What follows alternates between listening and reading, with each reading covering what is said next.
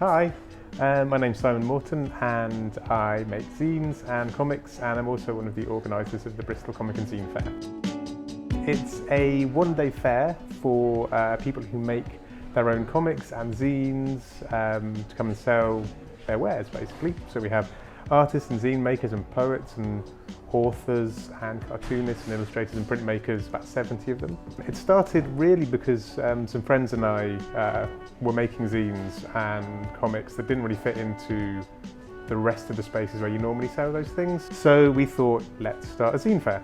And we had no idea how to do it, so we just did it. You can just sit down and draw something and fold it over and then you've got a zine. There's something kind of much more that connects you with that material than maybe digital does. And I don't really think that there's actually an opposition between sort of print and the virtual, if you like. I think that those two things go hand in hand. I think there's amazing digital zines and digital comics that are being made that kind of play with the affordances of that technology. I'm Morsi and I recently finished on sixth form. With Nocturnal we vary from having poetry to interviews with upcoming independent artists or like loads of really cool film reviews, and so there's a lot of varied work, but Nocturnal basically showcases a lot of work from young people that they're passionate about, so it's really nice.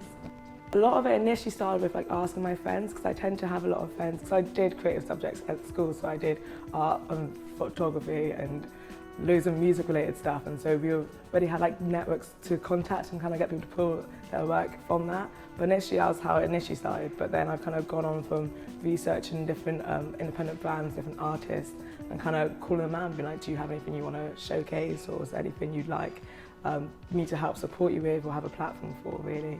In the last issue we had illustrator, Bristol-based illustrator called Jasmine Thompson, and her work was drawing and illustrations of the anti-austerity march, and it was really interesting because she compared the quotes, what people were saying and like the chants, with the illustrations of people like actually protesting, and it was quite a nice visual. I know it's Eric because I've been to school with him, but he's known as also like Just Scribble Designs. I did a video for like of him and at one of his exhibition launches, wandering around talking with the different artists.